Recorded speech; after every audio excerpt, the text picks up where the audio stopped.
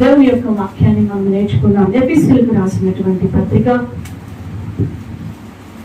6వ అధ్యాయము 1వ వచనం దగ్గర నుంచి 4వ వచనం వరకు మనము చదువుకుందామండి. పిల్లలారా, ప్రభువునందు మీ తల్లిదండ్రులకు విధేయులై ఉండుడి, ఇది ధర్మమే. మీకు మేలు కలుగునట్లు మీ తండ్రిని మీ తల్లిని సన్మానించుము, అప్పుడు నీవు,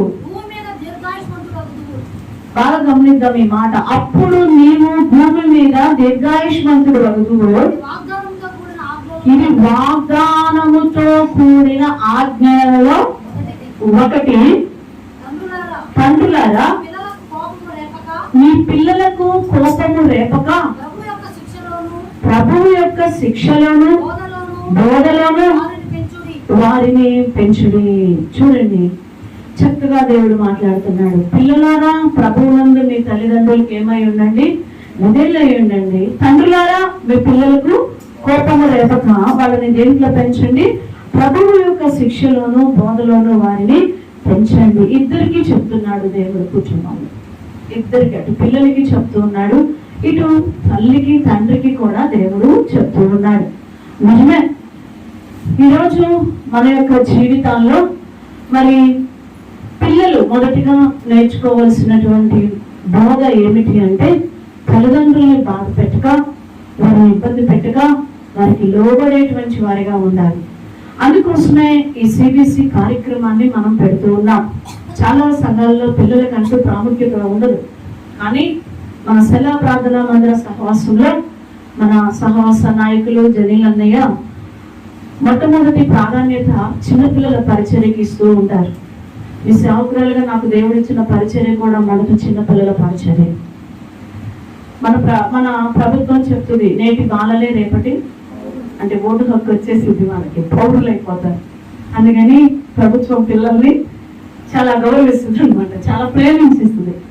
అలానే దేవుని బిడ్డలమైన మనం కూడా దేవుడు చెప్తూ ఉన్నాడు, నేను సండే స్కూల్ పిల్లలే రేపటి విశ్వాసపు బోధకులు. అవును, వాళ్ళలో పాస్టర్స్ ఉండొచ్చు, పాశ్రములు ఉండొచ్చు, ఎంతమంది ఉన్నారు, మిషనరీస్ ఎంతమంది ఉంటారో మనకి తెలియదు. సో చిన్న పిల్లలని ఎలాగ పెంచాలి అనేదే ఈ సిబిసి యొక్క ఆ పిల్లలు తల్లిదండ్రులకు ఎలా లోబడాలి, దేవునికి ఎలా లోబడాలి, సంఘములు ఎలా లోబడాలి అనేది నేర్పించేటువంటి ముఖ్య ఉద్దేశము కదండి ఈ యొక్క సిబిసి. అందుకే కష్టపడుతుంటాం, చాలా కష్టం తెలుసా. ఉదయాన్నే 9ంటికి 9:15 చర్చిలో ప్రవేశిస్తే 5 వరకు ఈ చర్చిలో నుంచి విడుదల ఉండదు అన్నమాట. ఆ పిల్లల దగ్గర సరిపోతూ ఉంటుంది. ఎందుకు ఇంత కష్టపడుతున్నామంటే, ఆ పిల్లలు తల్లిదండ్రుల యొక్క శిక్షలో బోధలో చక్కగా పెరగాలి అని ఒక ఆశ. సో వాళ్ళు అలా పెరగాలి అంటే మొట్టమొదటిగా పిల్లలకి మేము బోధిస్తున్నాం, ఓకే, సిబిసిలో బోధిస్తున్నాం, ఓకే, తల్లిదండ్రులుగా మీరు చేయవలసినటువంటిది కూడా దేవుడు మనకి చెప్తూ ఉన్నాడు. ఇక్కడ మీ పిల్లలకి కోపము రేపొద్దు అని చూస్తున్నాడు దేవుడు. ఇక్కడ మనం పిల్లల్ని ఎలాగా పెంచుతున్నామో అనేది కూడా పరిశీలన చేసుకోవాలి. నీ కుటుంబము ఆశీర్వదించబడాలని దేవుని యొక్క ఉద్దేశం. కుటుంబముతో కలిసి పరలోకములో నువ్వు ఉండాలని దేవుడి ఆశ. నీ పిల్లలు లేకుండా నువ్వు ఉండకూడదు పరలోకంలో, అంటే నువ్వు ఒక్కడికి రాకూడదు, నీ భార్య ఒక్కటి రాకూడదు పరలోకంలోకి, లేకపోతే నీ పిల్లలు వచ్చి మీరు రాకుండా అలా ఉండటం దేవునికి ఇష్టం ఉండదు. కుటుంబం ఆయనతో పాటు ఉండాలని ఆయన ఆశ, ఆయనకి ప్రేమ. అందుకోసమే దేవుడు కుటుంబానికి పరిశుద్ధ గ్రంథంలో చాలా ప్రాముఖ్యతని ఇచ్చాడు. పరిశుద్ధ గ్రంథంలో చాలా ప్రాముఖ్యతని కుటుంబానికి కూడా దేవుడు ఇచ్చాడు. ఈరోజు నీ కుటుంబం అంతా దీవించబడాలని దేవుడు కోరుకుంటున్నాడు. అలానే సేవకులు కూడా మొట్టమొదట కోరుకునేది అదే, మీ కుటుంబం అంతా ఆశీర్వదించబడి కుటుంబం అంతా మందిరంలో కనపడాలని మేము కూడా భూ సంబంధంగా మందిరంలో మీరు అట్లా కనపడాలని మేము కూడా ఆశపడుతూ ఉంటాం. ఎందుకంటే అయ్యో పిల్లలు రాలేదా, అయ్యో మీ ఆయన రాలేదా, మీ ఆవిడ రాలేదా అన్నప్పుడు ఏమనిపిస్తుంది అంటే మాకు కొంచెం బాగా అనిపిస్తూ ఉంటుంది అనమాట. సో ఎందుకు అంటే కుటుంబం అంతా కనపడినప్పుడు అబ్బా దేవా నీకు స్తోత్రం, ఈ కుటుంబాన్ని నీ కొరకు సంపాదించాం ప్రభా, ఇది ఇక్కడ పెట్టాం ప్రభా మీ సన్నిధిలో అని ఒక సంతోషంగా మాకు వస్తూ ఉంటుంది. అయితే దేవుడు కూడా కుటుంబంతో కలిసే మనం వెళ్ళాలని ఆశపడుతున్నాడు. అలాగా అనేక కుటుంబాలు కలిసి ఒక సంఘముగా, ఒక కుటుంబంగా ఏర్పడి ఆ సంఘము అనేది ఎత్తబడి దేవుని రాజ్యంలో ఉండాలని దేవుడు ఆశపడుతూ ఉన్నాడు. ప్రియ సంఘమా, ఈ రోజు నీ కుటుంబం ఆశీర్వదించబడాలి అంటే మొదట నీవు ఆశీర్వదించబడిన వాడిగా, ఆశీర్వదించబడిన దానివిగా నీవు ఉండాలి. నీవు ఆశీర్వదించబడకుండా నీ కుటుంబంలోనికి మనము ఆశీర్వాదాన్ని తీసుకెళ్లలేమంట. ప్రియమైన దేవుని బిడ్డలారా, పరిశుద్ధ గ్రంథంలో ఒక చిన్న కుటుంబాన్ని నేను మీకు పరిచయం చేస్తాను. అది మనందరికీ తెలిసిన కుటుంబం అయినప్పటికీ ఆ కుటుంబంలో ఎలా క్షేమంగా ఆ తండ్రి కాపాడుకున్నాడో, ఆ కుటుంబాన్ని ఎంత క్షేమంగా సంరక్షించుకున్నాడో, తన బిడ్డని, భార్యని, ఆ కుటుంబం అంతటినీ కూడా దేవుని సన్నిధిలో సంతోషంగా ఎలా పెట్టుకున్నాడో ఆ చిన్న కుటుంబాన్ని మనం చూద్దామండి. లూకా సువార్త 8వ అధ్యాయము, లూకా సువార్త 8వ అధ్యాయము 40వ వచనాన్ని మనం ఇక్కడ చదువుకుందాం. జన సమూహము ఆయన కొరకు ఎదురు చూచుచుండెను కనుక యేసు తిరిగి వచ్చినప్పుడు వారు ఆయనను చేర్చుకునిరి.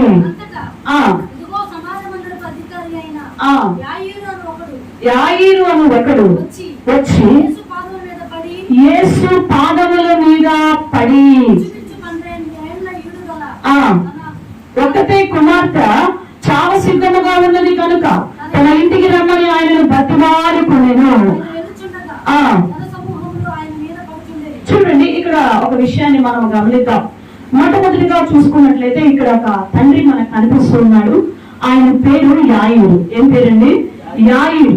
ఈ యొక్క యాయీరు కనుక మనం చూసుకున్నట్లయితే ఈరోజు మొదటగా నీవు ఆశీర్వదించబడాలి అంటే దేవుని కొరకు నువ్వు ఎదురు చూసే బిడ్డగా నీవు ఉండాలి.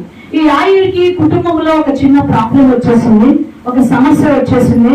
ఏంటి ఆ సమస్య అని మనం చూసుకున్నట్లయితే ఇక్కడ తన కుమార్తె జబ్బు చేసి చచ్చిపోవటకు ఎలా ఉందంట, సిద్ధముగా ఉన్నట్లుగా మనం చూస్తూ ఉన్నాం. 12 సంవత్సరాల అమ్మాయి, ఒక్కటే కుమార్తె అంట. అంటే ఇక పిల్లలు లేకనుకుంటా, ఒక్కటే కుమార్తె అని రాస్తుంది ఇక్కడ. ఒకే ఒక బిడ్డ, ఆడబిడ్డ. ఆ పిల్లకి ఏమొచ్చేసిందంట, జబ్బు చేసిందంట. జబ్బు చేసి ఆమె ఎలాగన్నదంటే చనిపోవటానికి సిద్ధముగా ఉందయ్యా, సిద్ధముగా ఉన్నది.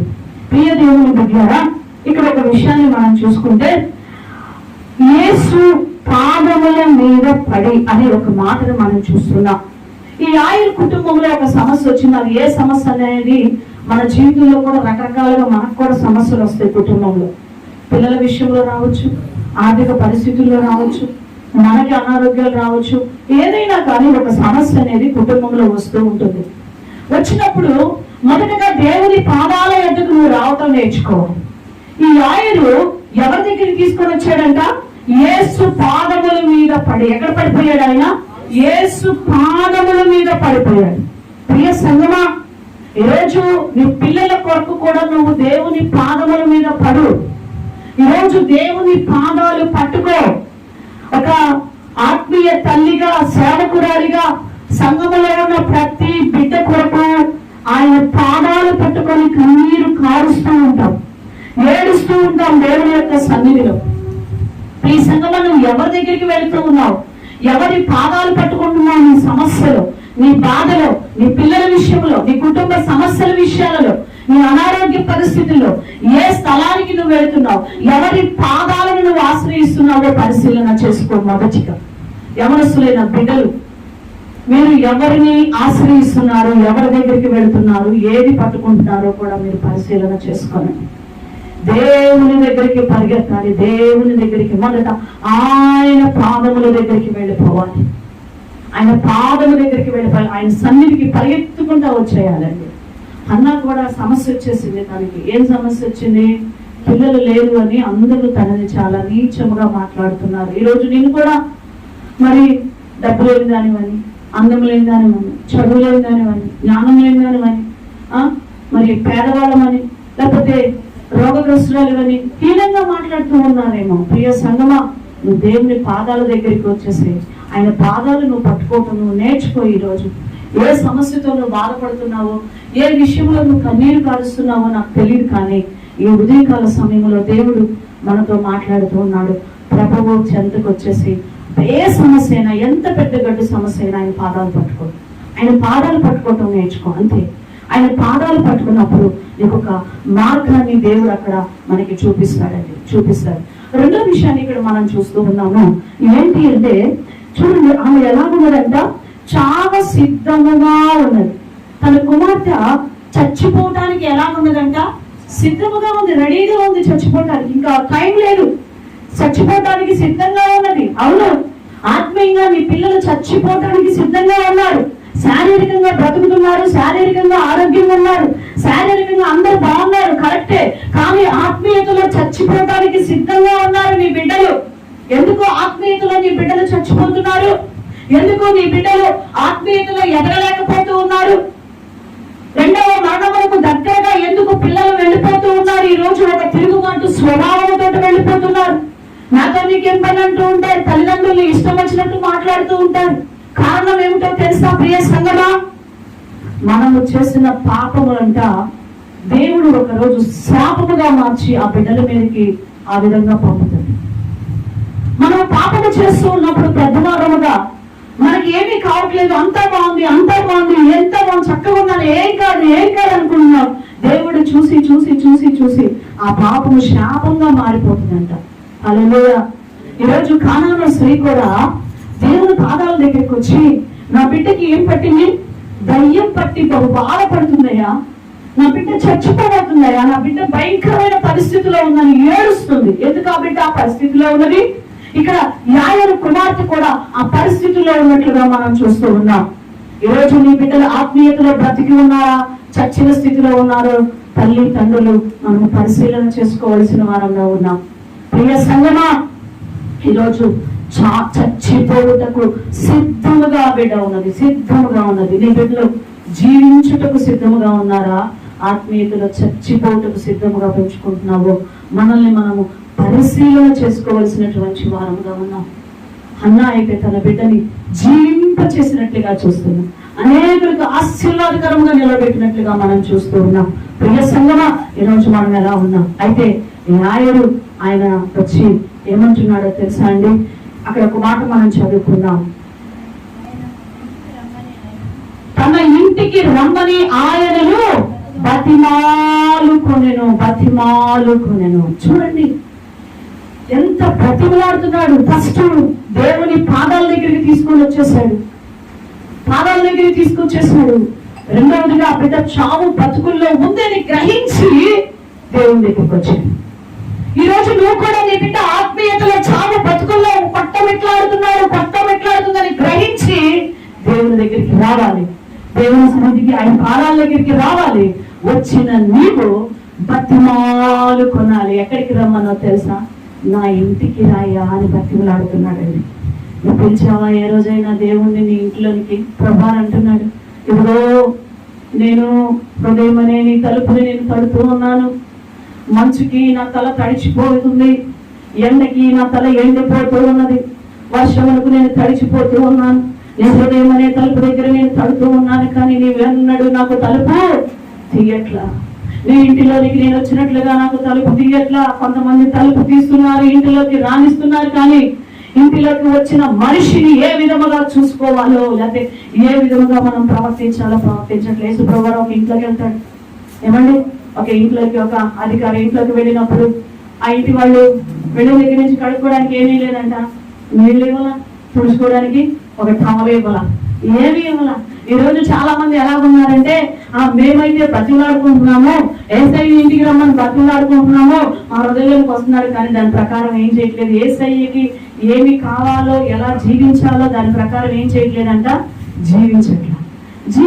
ప్రభు అన్నాడు, నేను నీ ఇంటికి వచ్చాను, కడుక్కోవడానికి కాళ్ళు ఇచ్చావా, తుడుచుకోవడానికి తువాలు ఇచ్చావా అన్నాడు. వచ్చాను, రానిచ్చావు, మొత్తానికి ఇంట్లోకి రానిచ్చావు, కానీ ఏం చేస్తున్నావు నాకు అని అడుగుతూ ఉన్నాడు. నిజమే, ఈ రోజు నువ్వు రాణిస్తున్నావు, కానీ ఏం చేస్తున్నావు దేవుడి కోసం? ప్రియ సంగమం, నేనైతే ఇంటికి రమ్మని బతిమాలు కూర్చున్నాడు. అయ్యా, నా ఇంటిలోనికి రాయా, నీ ఇంటిలోనికి ఎవరెవరినో ఆహ్వానిస్తాం. నీ ఇంటి లోపలికి ఎంతో మందిని ఆహ్వానిస్తూ ఉంటాం. నీ ఇంటి లోపలికి పెద్ద పెద్ద సేవకులను ఆహ్వానిస్తావు, పెద్ద పెద్ద విశ్వాసాలను ఆహ్వానిస్తావు, అధికారులను ఆహ్వానిస్తావు, రాజకీయ నాయకులను ఆహ్వానిస్తూ ఉండొచ్చు, డబ్బులను ఆహ్వానించి ఉండొచ్చు. నీ ఇంటిలోనికి ఎంతో మంది నువ్వు పిలిచి ఉండొచ్చు. కానీ యేసయ్యని పిలిచావా? యేసయ్యని పిలిచావా నీ ఇంటిలోనికి?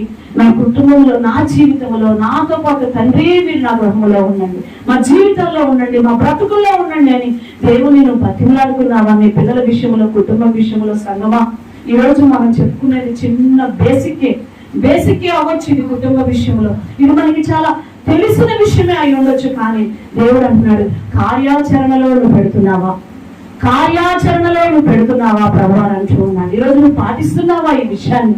నువ్వు బతిమలాడుతున్నావా? ప్రభువుని ఇంటికి రమ్మని అడుగుతున్నావా?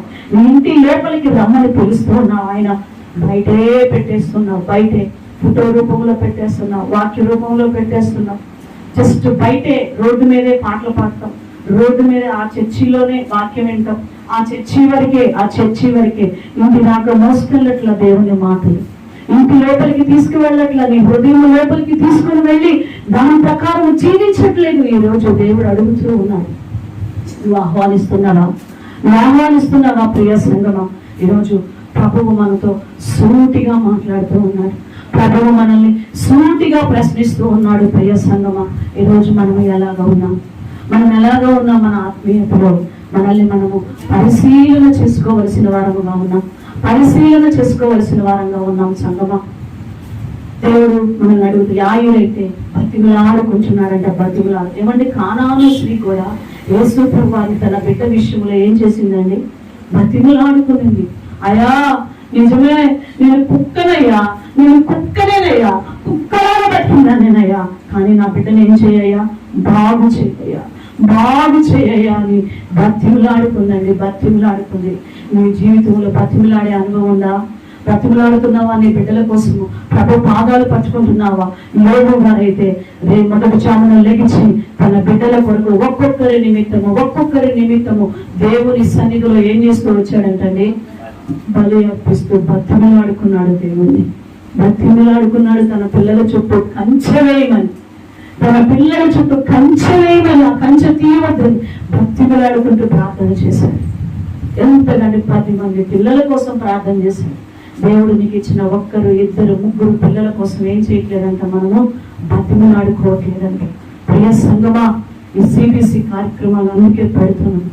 పిల్లలు ఆత్మీయతలో నశించిపోకూడదని, ఆత్మీయ మరణము పాలు కాకూడదని వారి జీవితంలో చిన్నప్పటి నుంచే వారి యొక్క హృదయంలో ప్రభువు యొక్క వాక్యములు వేస్తూ ఉన్నాం, కష్టపడుతూ ఉన్నాం. తల్లిదండ్రులుగా మీరు పంపిస్తూ ఉంటున్నప్పుడు మేము వారికి ఎంతో విలువైన వాక్యాలను హృదయంలో వేస్తూ ఉన్నాం. ఎంతో కష్టమండి చిన్న పిల్లలతో మాట్లాడటం, చిన్న పిల్లలకి నేర్పించడం ఎంతో కష్టం. వారిని అంతసేపు మరి కూర్చోపెట్టుకొని చెప్పటం అనేది ఎంతో కష్టం. కానీ అందులో ఎంతో సంతోషం దాగి ఉన్నది, ఆ పిల్లలకి ఆ వాక్యం అందిస్తూ ఉన్నప్పుడు. ప్రియ సంగమా, ఈ రోజు నువ్వు ఎలాగో ఉన్నావు? నువ్వు బ్రతిమలాడుతున్నావా నీ కుటుంబం కోసం? నీ అవసరతల కోసం దేవుణ్ణి బ్రతిమలాడుతున్నావా? మనుషుల్ని బ్రతిమలాడుతున్నావో పరిశీలన చేసుకో. దేవునికి నీ హృదయంలో చోటు ఉందా? అనేకులకి నీ హృదయంలో చోటు ఇస్తున్నావా? లేకుంటే పరిశీలన చేసుకో. తర్వాత చూద్దాం రండి, దేవుని యొక్క వాక్యంలోనికి మనం వెళదాం.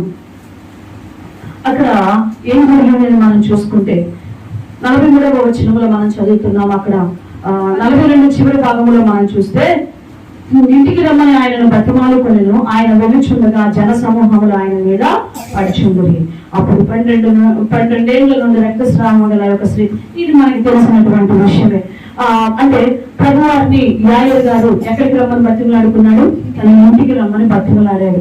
ఈ రోజు నీ ఇంటిలో ఒక సువార్త వినిపించబడాలి. అమ్మా, మా ఇంటికి వచ్చి ఒక సువార్త గుడికి పెట్టండి, మా ఇంట్లోకి వచ్చి దేవుని యొక్క వాక్యాన్ని ప్రకటించండి, మా ఇంట్లో దేవుని యొక్క బోధనలు ప్రకటించండి, మా ఇంట్లో నుంచి వినపడాలి, రండి అని దేవుని సేవకుల్ని, దేవుని బిడ్డల్ని పిలిపించి బోధ శబ్దములు మన ఇంటిలో నుంచి వినిపించాలండి, సువార్త శబ్దాలు. ఆ తర్వాత మనం చూసినట్లయితే ప్రభువారు ఆ ఇంటికి వెళ్ళడానికి బయలుదేరారు.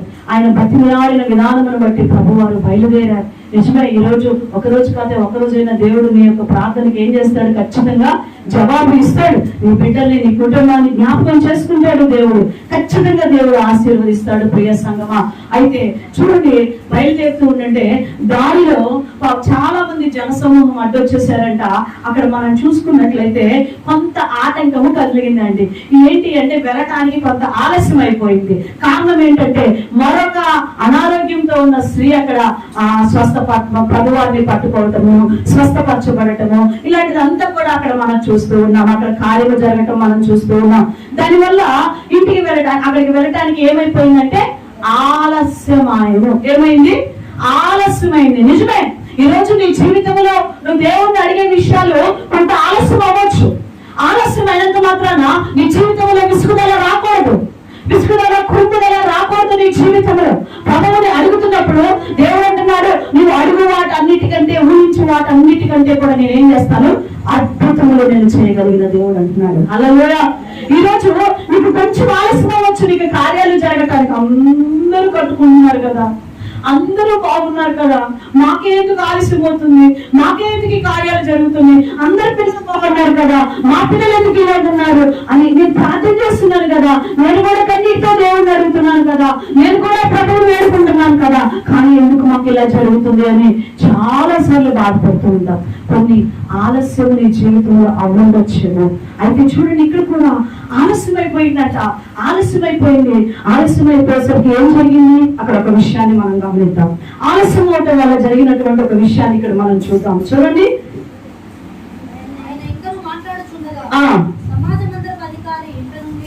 సమాజ మందిరపు అధికారి ఇంట నుండి ఒకడు వచ్చి, నీ కుమార్తె చనిపోయింది, బోధకుని శ్రమ పడ్డాడు. ప్రియ సంగమా, అక్కడ ఇంటికాడ నుంచి కొంతమంది వచ్చేసారు. ఆయన అడుగుతున్నాడు, ప్రభా ఆలస్యం అవుతుంది ప్రభా, వెళదాం పద ప్రభా, నా బిడ్డ చావు బతుకుల్లో ఉంది, వెళదాం పద ప్రభా అడుగుతూ ఉన్నాడు. అయితే ఒక వార్త వచ్చేసింది. ఏంటో తెలుసా? ఇక నీ బోధకుడు నువ్వేం చేయొద్దు, శ్రమ పెట్టుకోక. అమ్మాయి ఏమైపోయింది?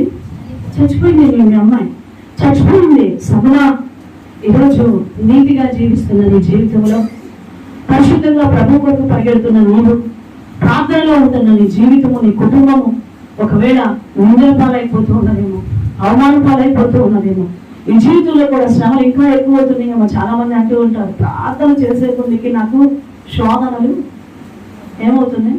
ఎక్కువైపోతున్నాయండి. ప్రార్థన చేసే కొద్దికి నాకు ఎక్కువైపోతున్నాయండి.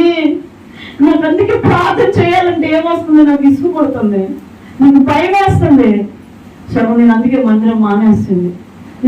మందిరం మానేస్తున్నాను అంటూ ఉంటారు. ప్రియ సంగమా, నిజమే, కొన్ని శోధనలు, కొన్ని శ్రమలు, కొన్ని నిందలు, కొన్ని అవమానాలు నువ్వు ప్రార్థన చేసే కొద్దికి నీకు వస్తూనే ఉంటాయి. ఏమండి, యేసుక్రీస్తు ప్రభువారిలో ఏదైనా పాపం ఉన్నదా అండి?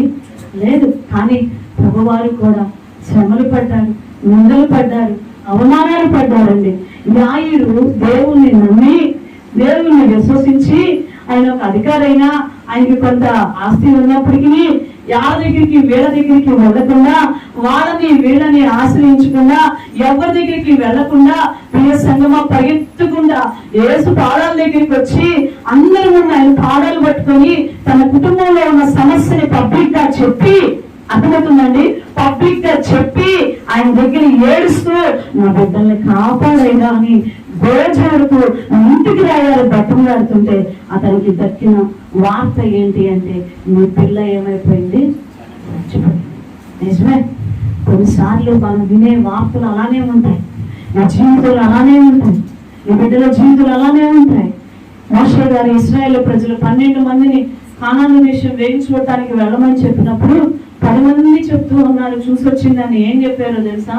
చెడ్డ వార్త చెప్పారంట. అని వాస్తవంగా చూస్తే, కళ్ళెదుటితో చూస్తే అది జరుగుతూ అక్కడ ఉన్నదే చెప్పారు. వాళ్ళైతే లెక్కకైతే వాళ్ళ ముందు మనం ఎలా ఉన్నామంటే మిడతలా ఉన్నామన్నారు. నిజమే, వాళ్ళు ఉన్నత దేవుడు అన్నమాట వాస్తవం. వాళ్ళ ముందు మిడతలే అంటే చూసినట్లుగా, అంటే విశ్వాసంతో చెప్పలా, వాళ్ళు విశ్వాసంతో మాటలు పలకల, చూసింది వచ్చేసి వాళ్ళు చెప్పి ఏడుస్తున్నారు. ఈ రోజు నీ జీవితంలో కూడా నీ యొక్క కళ్ళ ఎదుట లేకపోతే నువ్వు ప్రార్థించే కొలది సమస్య కానివ్వండి, అనారోగ్యములు కానివ్వండి, నిందలు కానివ్వండి, ఏదైనా ఎక్కువైపోతూ కనిపిస్తూ ఉన్నదేమో. ప్రియ సంగమా, ఒకవేళ నీ జీవితంలో కూడా అలాంటివి నువ్వు ఎదుర్కొంటూ ఉన్నావేమో. యేసు ప్రభువు అంటున్నారు, చూడండి అక్కడ ఒక మాట మనం చదువుతూ ఉన్నాం. వాళ్ళు ఆ మాట చెప్పగానే యేసు ఈ మాట గట్టిగా పట్టుకున్నాం. ఏమండి చెప్పింది ఎవరితోటి? వాళ్ళు వచ్చి చెబుతుంది ఎవరితోటి? యాయీరుతో చెప్తున్నారు. ఈ మాటను గట్టిగా పట్టుకోరండి. వాళ్ళు వచ్చి ఒక సమస్యని, ఒక శోధన వచ్చింది అక్కడ. ఇప్పుడు యాయీరు గుండె పగిలిపోయేటువంటి బాధని ఎవరికి చెప్తున్నారు? యాయీరుకి చెప్తుంటే ఎవరు విన్నారంట అక్కడ? ఎస్, హల్లెలూయా. ఈ రోజు నువ్వు అనుకుంటున్నావు నా ప్రార్థన దేవుడు వింటలేదు అనుకుంటున్నావేమో. నీకు వచ్చే నిందల్ని ఆయన వింటున్నాడు. నువ్వు కాదు, నీకంటే ముందు ఆయన వింటున్నాడు. నీ శ్రమలు నీకంటే ముందు ఆయన చూస్తున్నాడు. నీకంటే ముందు ఆయన రెడీగా ఉన్నాడు. ప్రియ సంగమ, ఆయన వింటున్నాడు. మన దేవుడు చెవులు కలిగినటువంటి దేవుడు, వినగలిగినటువంటి దేవుడు. ప్రియ సంగమ, ఆయన జవాబు ఇచ్చేటువంటి దేవుడు. ఈరోజు ఆయన వింటున్నాడు నీ ప్రార్థన, నీ బాధ, నీ రోదన, దేవుడి కొరకు నువ్వు పడుతున్న ప్రయాస, దేవుడి కొరకు నువ్వు చేస్తున్న సేవని ఆయన చూస్తున్నాడు, ఆయన వింటున్నాడు. నువ్వు ఇచ్చేది ఆయనకి తెలుసు, నువ్వు పడుతున్న నిందలు ఆయనకి తెలుసు, నువ్వు పడుతున్న శ్రమలు ఆయనకి తెలుసు. నీకు తెలియకపోవచ్చు, ఆయనకి ఇంకా బాగా తెలుసు. నువ్వు గురించి తెలుసు నీకు, ఆయనకి. మనం అంటాం పిల్లల గురించి చెప్తూ ఒకసారి అంటాం, ఈ పాప గురించి మీకు తెలియదండి, ఈ పాప గురించి నాకు మొత్తం తెలుసు. నాకు తెలుసు, అమ్మాయి తినదు, నాకు తెలుసు కదా అంటుంటాం ఇప్పుడు మా పిల్లల గురించి. ఏమండి అంటే వాళ్ళకి తెలియంది ఎవరికి తెలుస్తుందంటే నీకు తెలుస్తుంది తండ్రిగా. నీకు తెలియంది నీ తండ్రికి తెలుస్తుంది. హల్లెలూయా. నా మాట అర్థమవుతుందండి? దేవునికి మహిమ కలుగును గాక. ఆయన వింటున్నాడు, నీ ఊర వింటున్నాడు, నీ ప్రార్థన వింటున్నాడు, నీ బాధను చూస్తున్నాడు. నీ సమస్యకి పరిష్కారం ఇచ్చేది కూడా ఆయనే. ప్రియ సంగమ, అయితే విని ఊరుకునే దేవుడు అండి. మనుషులు అయితే బాధ చెప్పినప్పుడు ఇలాంటి ఏదైనా చెప్పినప్పుడు ఏం చేస్తాం చెప్పండి? వెంటాం. మనం ఏమైనా చేయగలుగుతామా? చేయలేము. చాలాసార్లు ఏమీ చేయలేక అయ్యో పాపం అలానా సరే బాగుపడవా ఇలా మాట్లాడతాం, అంత ఇంకేం చేయలేము. కానీ చూడండి ఆయన ఏం చెప్తున్నాడు? ఆయన విని చదవము అమ్మా, భయపడవద్దు. ఏం చెప్తున్నాడండి? భయపడకు. ఏముంచు? నమ్మిక మాత్రం ఉంచు. అంతే, ఆమె స్వస్థపరచబడుతుందని పలికినాడు. ప్రియమైన దేవుని బిడ్డలారా, చూడండి ఇక్కడ నువ్వు భయపడద్దు, నమ్మిక మాత్రం ఉంచు. నమ్మిక మాత్రం ఉంచు. అంతే. ఎందుకు భయపడుతున్నావు? నీ బిడ్డల విషయంలో ఆయన పాదాలు పట్టుకో. నీ సమస్య విషయంలో ఆయన పాదాలు పట్టుకో. విడిచిపెట్టమాకు. ఆలస్యం అవుతున్నా సరే నీ అనారోగ్య విషయంలో ఆయన పాదాలు పట్టుకో. నీకున్న సమస్య విషయంలో ఆయన పాదాలు పట్టుకో. భయపడబాకు. వీళ్ళు ఇంతేనండి, ఈ పిల్లలు మారు, వీళ్ళు ఇంతేనండి, వీళ్ళ బతుకులు మారు, వీళ్ళు ఇంతేనండి, వీళ్ళ జీవితాలు ఇంతే, వీళ్ళ కరువు ఇంతే, వీళ్ళ పేదరికం ఇంతే, వీళ్ళ దరిద్రం ఇంతే చెప్తుంటారు. అది వాళ్ళ నోటి మాట, అంతే పలుకుతుంటారు. లేదు, మనం ఎవరిని నమ్మాలి? జీవము కలిగిన యేసుని నమ్మదము కాక. హల్లెలూయా. ఆయన వాగ్దానం చేసిన వాడు నీ జీవితంలో, నా జీవితంలో కుటుంబంతో కలిసి మనం ఆశీర్వదించబడాలంట. హల్లెలూయా. ప్రియ సంగమా, ఈ రోజు దేవుడు చూస్తున్నాడు. నువ్వు భయపడవాకు. ఎందుకు భయపడుతున్నావు? మనుషులకి అసాధ్యము, నాకు కాదు. నేను త్వరలో మరణాన్ని జయించబోతున్నాను. 5 రోజులు మనసులో అనుకొని ఉంటాడు, నేను మరణాన్ని జయించబోతున్నాను. ఆ బిడ్డ మరణం నేను బతికించలేనా? నువ్వు నమ్ము చాలా, అంతే. ఏమండి నిజంగా మనమైతే నమ్ముతామా? మనమైతే ఏమంటాం? పిచ్చోళ్ళు అనుకుంటాం. పిచ్చోళ్ళు అన్నాడే, చచ్చిపోయిందని చెబుతుంటే మళ్ళా భయపడొద్దు నమ్మకం ఉంచమంటారేంటి? భయపడొద్దని చెప్తే అవును, జీవము కలిగిన దేవుడు. ఆయన మాట జీవపు ఊట. భయపడకు. ప్రతిదానికి భయమే మన జీవితంలో. భయాన్ని విడిచిపెట్టు. ఆ భయం నుంచి విడిపించుటకే యేసుక్రీస్తు ప్రభువారు ఈ లోకములో భూమి మీద మన కొరకు మరణించి తిరిగి లేచినాడు. ప్రియ సంఘం, నువ్వు నమ్ము చాలు. అంతే. నువ్వు నమ్మితే అద్భుత కార్యాలను మనం చూస్తాం. నువ్వు నమ్మినప్పుడు స్వస్థతలు చూస్తావు. నువ్వు నమ్మినప్పుడు ఆశ్చర్య కార్యాలు, అద్భుతాలు నువ్వు చూస్తావు. సంగమా, ఈ రోజు నువ్వు నమ్ముతావా దేవుని? నువ్వు నమ్ముతావా? ఆయన వాగ్దానం నమ్ముతావా? ఈ నూతన సంవత్సరంలో నీకేం వాగ్దానం చేస్తాడో నాకు తెలియదు, కానీ ఒకసారి నా వాగ్దానం గుర్తుందా? ఎందుకంటే ఆయన మాట్లాడితే ఆ యొక్క సంతోషము, ఆ ధైర్యము అనేది మన ఫేస్ మీద కనిపించేస్తుంది, మన యొక్క క్రియల్లో కనిపించేస్తూ ఉంటది. ప్రియ సంగమా, ఈ రోజు దేవుడి వాగ్దానాన్ని గట్టిగా నమ్ము. ఆయన మాటిస్తున్నాడు, ఆయనకి అన్నాడు, భయపడమాకు యాయరు, నమ్ము నమ్ము. నేను అన్నాను, నమ్ము. మనుషులు చెప్పేవి, డాక్టర్లు చెప్పే ఎందుకు నమ్ముతున్నా? నువ్వు ఎలా పెట్టాలో ఏం చేయాలో నాకు తెలీదా? నువ్వు నమ్ము. నమ్మటం అంటే నీ పనులు నువ్వు చేసుకుంటా, నీకు ఇష్టం వచ్చినట్టు ఉంటావు కాదండి. నమ్మటం అంటే ఇక్కడ వచ్చింది అస్సలు సమస్య, ఇక్కడ వస్తుంది. చూద్దాం రండి, చదువుదాం. తర్వాత నమ్మిక మాత్రం ఉంచుము, ఆమె స్వస్థపరచబడినని అతనితో చెప్పి ఇంటికి వచ్చినప్పుడు, ఏమండి అంతా అయిపోయినాక వచ్చారు యేసుప్రభు వారు. బిడ్డ ఏమైపోయింది? చచ్చిపోయినా ఇంటికి వచ్చారు. లాజరు కూడా మరియమ్మ అక్కలు ఎక్కడో ఉంటే ఫస్ట్ ఇంపార్టెంట్ యేసుప్రభు వారికి ఇచ్చి, ఆయన వస్తే తన తమ్ముడు బాగవుతాడని ఫస్ట్ ప్రిఫరెన్స్ ఆయనకి ఇచ్చి కబురు చేశారు. అప్పుడు కూడా ప్రభు గారు ఏం చేశారు? ఆలస్యం చేశాడు. చూడండి, మన ప్రభు గారు చాలా అంటే ఆలోచిస్తూ ఉంటే భలే ఉండదన్నమాట. అసలు మనకి ఒక వాక్యం కోపం వస్తుంది, ఒక వాక్యమో ఇది నిజమే కదా అనిపిస్తుంది అన్నమాట. అక్కడ కూడా ఆలస్యం చేయడాన్ని మనం చూస్తూ ఉంటాం. ఈ కాలాన్ని స్త్రీ కూడా ఒకటే బతిలాడుతూ ఉందంటే ఆమె కుక్క అంది. అయ్యో, అనారోగ్యంతో ఉన్న పిల్ల కోసం ఏడుతో దుఃఖంలో బాధలో వస్తే కుక్కకి నేను డైరెక్ట్గా ఏమన్నాడంటే కుక్క అన్నాడు. కుక్క అని పిలుస్తున్నాడు. బాధలో ఉన్నాడు. మనం అలా పిలిస్తే మనం ఏమంటారండి? ప్రియ సంఘమే కాదు, మనమే ఆలోచించుకోవాలి కదా. అంటే ప్రభువారి యొక్క ఆలోచన విధానాన్ని మనము అనుకోలేమండి, మనకు అర్థం కదండి. అనుభవిస్తా ఉంటే ఒక్కొక్క లోతులోనికి వెళ్ళి అది మనం పొందుకుంటూ ఉంటుంటే అప్పుడు ఉంటదే ఆ సంతోషం. అది అంటారు కదండి, ఆ తేనెని చూస్తా ఉంటుంటే కాదంట, ఏం చేస్తుండాలంట, నాకుతా. అది తినే విధానం కూడా నాకుతా తింటా ఉంటే అప్పుడు తెలుస్తుంది దాని యొక్క రుచి. ప్రియ సంగమా, ఇక్కడ చూడండి, వెళ్ళారు ఇంటికి వెళ్ళిన తర్వాత అక్కడ ఏం జరుగుతుంది? ఆ ఇంట్లో యేసు ప్రభువుని ఆహ్వానించిన ఆ ఇంట్లో ఏముందో చూడండి. ఇంటికి వచ్చినప్పుడు పేతురు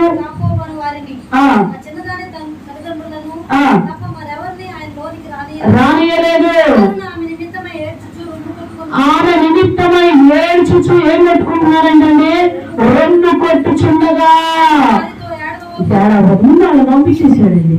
ఫస్ట్ ఇంటికి వెళ్ళమనే ఆ ఇంట్లో కనపడిన దృశ్యం ఏంటో తెలుసా? రొమ్ము కొట్టుకుంటూ అందరూ ఏం చేస్తున్నారంట, అయ్యో ఆయన వచ్చావయ్యా, వచ్చావా, ఇప్పుడు చచ్చిపోయేటప్పుడు మా నాన్న అడిగిందయ్యా, లాస్ట్ కలిసి చూడలేదయ్యా, నువ్వు లాస్ట్ మాట కూడా నువ్వు మాట్లాడలేదయ్యా, ఆయన పోయిందయ్యా, ఆయన అమ్మని ఏడుస్తారండి విచిత్రంగా. ఎందుకు ఏడుస్తున్నారు?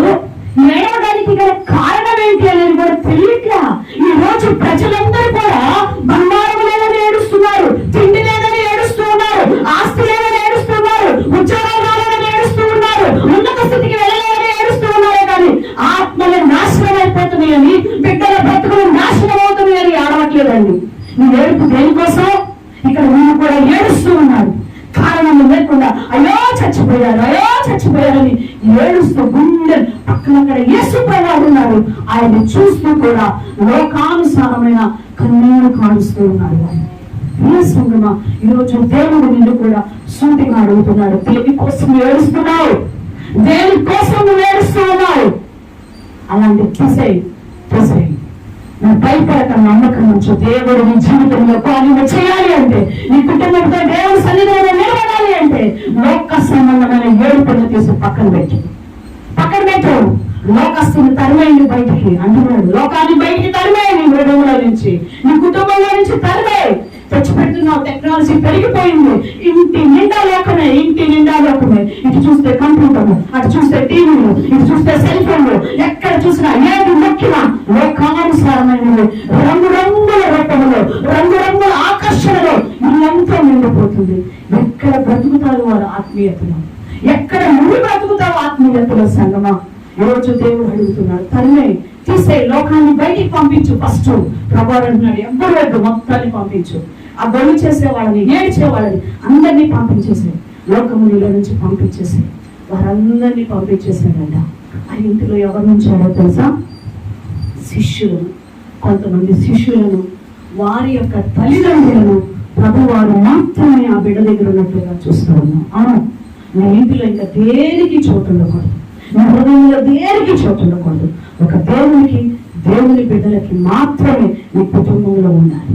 నీ కుటుంబంలో ఎప్పుడు ప్రార్థన వాక్యములు మాత్రమే వినపడుతూ ఉండాలి సంగమా. అయితే వారిని పంపిన తర్వాత ప్రభువారు చేసిన కార్యాన్ని చూద్దాం రండి.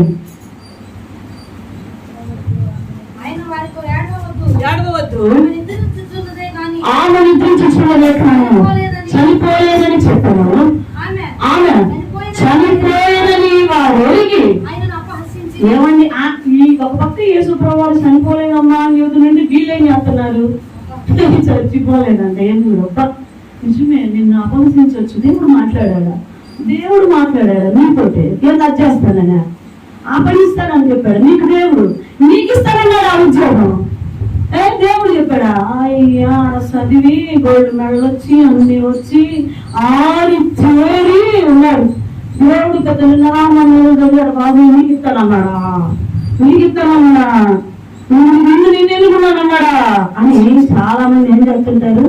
వెర్రిగా ఎక్కిరిస్తుంటారు, వెర్రిగా మాట్లాడుతూ ఉంటారు. వాళ్ళు కూడా అక్కడ అలానే మాట్లాడుతున్నారు. నీకేమి నీ చెవులోనికి రానికు. ఎందుకంటే దేవుడి ఉద్దేశం ఒకటే, నీవు నీ కుటుంబంతో ఆశీర్వదించబడి ఆయన రాజ్యంలో ఉండాలంటే. హల్లెలూయా. ఉండాలంటే యాయిరు వలె నువ్వు కూడా నిలబడాలి. యాయిరు తన బిడ్డని రక్షించుకోవడానికి, తన బిడ్డ ప్రాణాలు కాపాడుకోవడానికి ఎంత ప్రయాసపడ్డాడు, నువ్వు కూడా అలా ప్రయాసపడు పిల్లల కోసం. రండి అమ్మ చదువుతాం చివరిగా. అయితే ఆయన ఆమె చేయి పట్టుకుని చిన్నదానాలమ్మని చెప్పగా ఆమె ప్రాణము తిరిగి వచ్చిన కనుక వెంటనే ఆమె లేచిన. అప్పుడు ఆయన ఆమెకు భోజనం పెట్టడని ఆజ్ఞాపించను. ఆమె తల్లిదండ్రులు విస్మయమునందరి. అంతటా ఆయన జరిగినది చూడండి. తల్లిదండ్రులకు కూడా ఆశ్చర్యం వేసింది. అక్కడ యాయిరికి గారికి కూడా ఆశ్చర్యం వేసింది. ఆ మరణం నుంచి ఆ బిడ్డని లేక ఆ బిడ్డకి ఏం పెట్టమన్నాడు? ఆహారం. ఇక చాలు శరీరాహారం మీరు పెట్టింది పిల్లలకి. శరీరాహారం కొరకు పరిగెత్తి పెట్టింది చాలు. ఉన్న ఆత్మీయాహారం కూడా నేర్పించండి. ఆత్మీయాహారం పెట్టడం నేర్పించండి. అది జీర్ణం చేసుకోవడం నేర్పించండి. ఆ శక్తితో దేవుడి కొరకు పరిగెత్తడం నేర్పించండి. దేవుడు చూస్తూ ఉన్నాడు. ప్రియ సంగమా, ఈరోజు నీ బిడ్డలు ఆత్మీయతలో బ్రతకాలి, ఆత్మీయతలో వర్తిల్లాలి. సంఘంలో ఉన్న ఆయన బిడ్డలందరూ కూడా ఆత్మీయతలో వర్తిల్లాలి అని దేవుని ఆశ. సంగమా, న్యాయుడు ఏ విధంగా సంపాదించుకున్నాడో చూడండి, తన బిడ్డ ప్రాణాలు. మరి ఈరోజు నీవు కూడా పోయిన ప్రాణములు తిరిగి ఆత్మీయతగా నీ బిడ్డలను బ్రతికించుకుంటావా? మరి మరియామాతలు లాజరుని బ్రతికించుకున్నారు. యాయిరు ఎవరిని బ్రతికించుకున్నాడండి?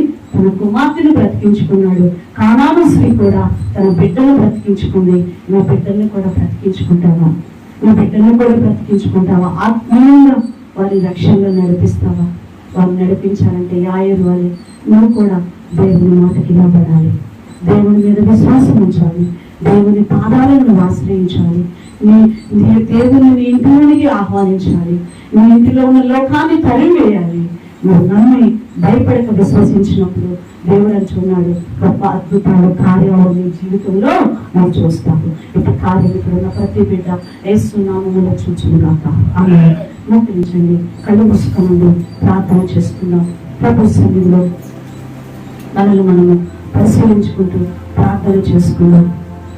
ప్రతి ఒక్కరిని కూడా దేవుని యొక్క సన్నిధిలో ప్రార్థన చేసుకుందాం.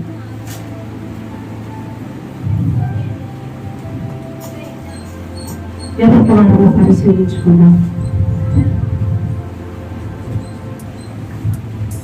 ఎవరు కూడా మౌనంగా ఉన్నట్టు ప్రభా, యాయిరు నీ పాదాలను ఆశ్రయించినట్టు. యాయిరు ఇంటిలో సమస్య, యాయిరు ఇంటిలో వేదన, యాయిరు కుటుంబంలో బాధ. ప్రభా నా ఇంటిలో కూడా బాధ ఉంది ప్రభా, నా కుటుంబంలో బాధ ఉంది, నా మనసులో బాధ ఉంది ప్రభా, చెప్పుకోలేకపోతున్నాను ప్రభా, జ్ఞాపకం చేసుకో ప్రభా అని అడుగు. ఆయన పాదాలు పట్టుకో సమమ్మ, ఆయన ఆశ్రయించు. ఈరోజు అద్భుత కార్యము నీవు చూచుదువుగాక.